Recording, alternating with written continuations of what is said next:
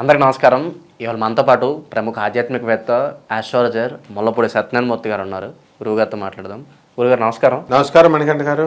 2025 జనవరి మాసం కన్యా రాశి వారికి ఎలాంటి ఫలితాలు ఉండబోతున్నాయి? గ్రహస్థితి ఎలా ఉంది? ఎలాంటి రెమెడీస్ చేసుకుంటే బాగుంటుంది అంటారు? కన్యా రాశి వారికి చాలా అద్భుతంగా ఉంది.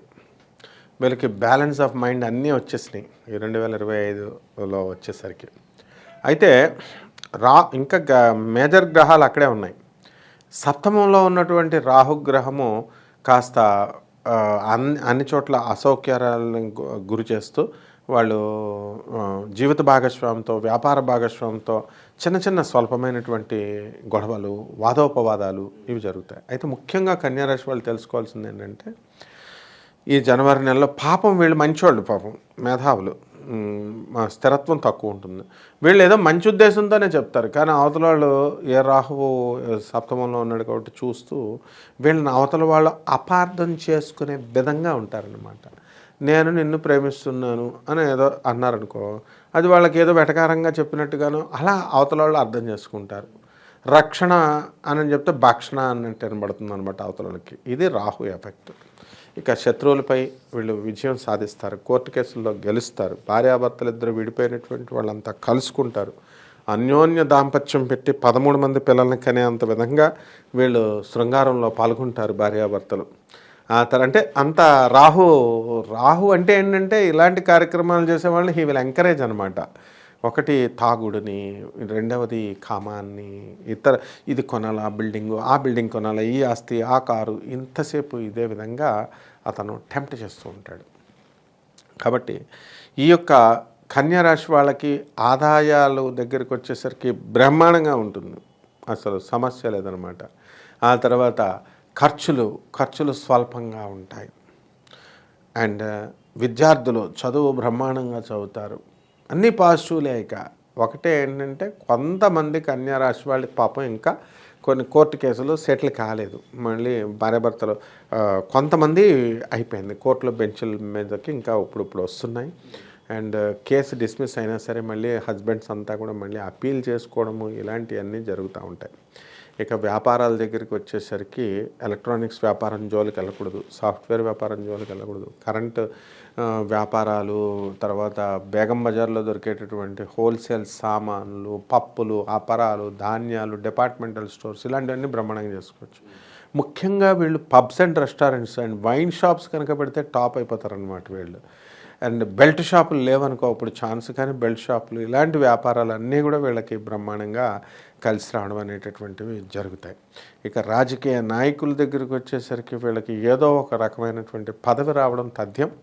అలాగే వీళ్ళకి చక్కగా ఈ యొక్క సినీ సంగీత సాహిత్య రంగాల్లో ఉన్నటువంటి వాళ్ళందరికీ కూడా సన్మానాలు, సత్కారాలు జరుగుతాయి.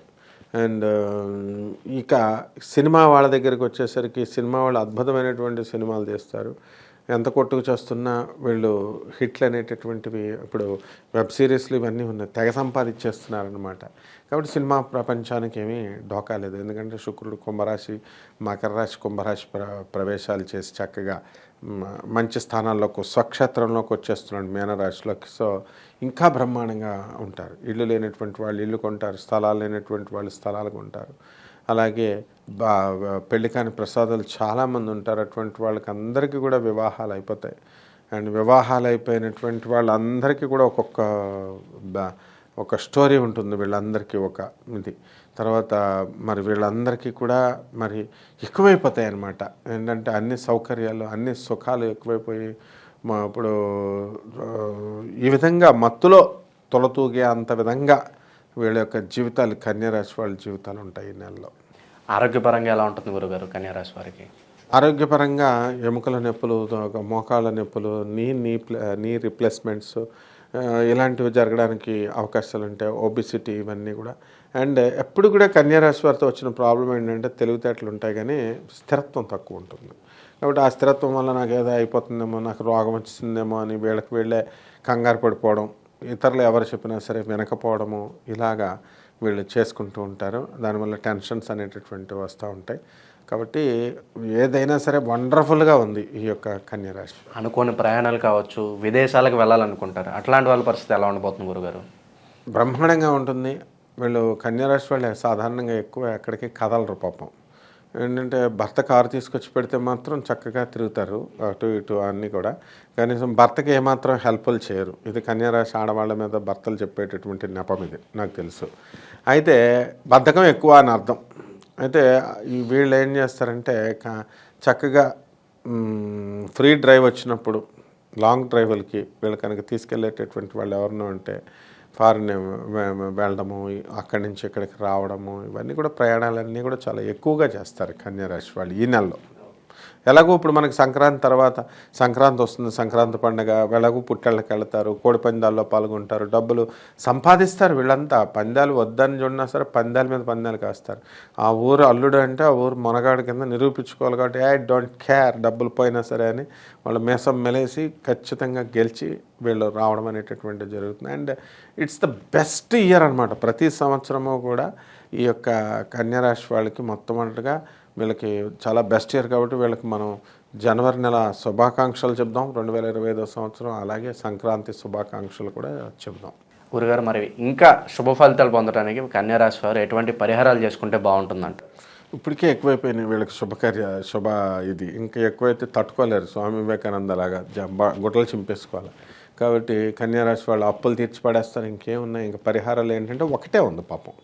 సప్తమంలో రాహు జపం చేసుకోవాలి, రాహు స్తోత్రాలు చదువుకోవాలి, రాహు కిలోంపావు మినుములని ఆవుపేట రంగు ఉన్నటువంటి వస్త్రాన్ని ఇచ్చి పేద బ్రాహ్మణులకి శనివారం నాడు ఉదయం 8 గంటలకు దానం చేసుకోవాలి. అండ్ ఆ యొక్క బెజవాడ కనకదుర్గమ్మ తల్లి యొక్క పటాన్ని పెట్టుకుని ఆమె పాదాల దగ్గర చక్కగా కుంకుమార్చన ఓం దుర్గాయై నమః అనే మహామంత్రంతో వీళ్ళు కనుక పూజలు చేసినట్లయితే బ్రహ్మాండంగా ఉంటుందన్నమాట. తర్వాత రావి చెట్టు చుట్టూ తిరుగుతూ ఉండాలి. వీళ్ళు రావి చెట్టే కదా అని మనం అనుకుంటాం, కానీ రావి చెట్టు మొత్తం మన దోషాలన్నింటిని తీర్చేస్తుంది. జ్యేష్ఠాదేవి దరిద్ర దేవత రావి చెట్టు మొదల్లో కూర్చుంటుంది.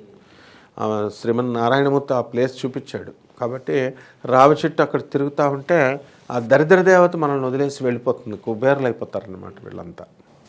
జనవరి మాసంలో కన్యారాశి వారికి ఎలాంటి ఫలితాలు ఉంటాయి, ఎలాంటి రెమెడీస్ చేసుకోవాలో చాలా చక్కగా వివరించారు గురుగారు. ధన్యవాదాలు. ధన్యవాదాలు.